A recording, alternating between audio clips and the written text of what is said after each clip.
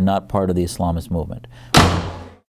Now, I know you say that your view of Islam represents the broad mainstream view of most Muslim Americans. But critics would say, why aren't there many groups like yours, and why aren't there more Dr. Jassers out there who are saying, let's separate mosque and state?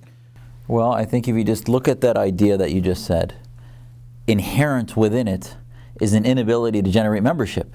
Because I am using a bit of a collectivist idea, which is to say that we Muslims want to get together and say that we separate mosque and state. So if you're a collectivist Islamist that believes that Muslims are a body politic, it's easy to do. They say we are all about Islamic law and government. We are all about the political movement of Islam. Quickly they get followers. If you say, you know what, we're Muslims who don't want to organize based on our faith, but belong to a Republican Democratic Party, belong to our bar associations or medical associations, Rotary, whatever it is, we use the normal American infrastructure for political activity, they are not going to be the ones to really quickly join us. They may tell me, you know what, I agree with you, Zuhdi, I support what you're doing, but I left the Middle East environment, I left the theocrats, I don't go to mosque all the time because I listen to their political sermons and it really upsets me.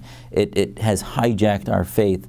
But you know what, I see what happens to you. I see the way you get treated, and I don't want to engage in that. So there's fear.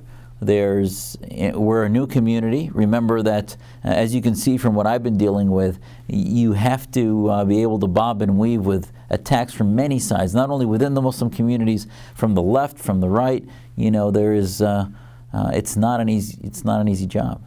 How many reformers who are visible, like yourself or other organizations, could you point to as leading this fight?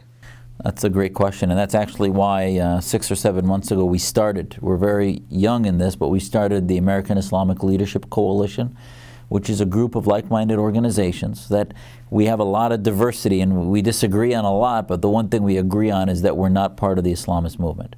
We don't believe in the brotherhood mentality or Salafism or Islamism, if you will, in the approach to our faith.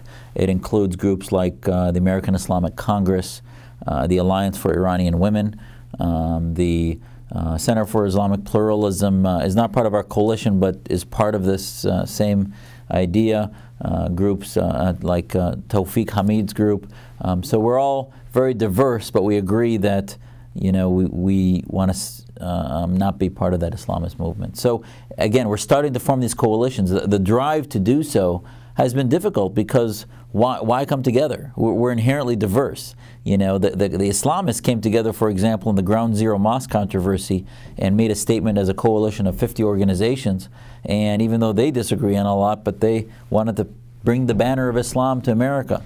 Those of us that are here that are Americans that happen to be Muslim, it's going to be a little harder to get us to come together, but that's what our leadership coalition is trying to do.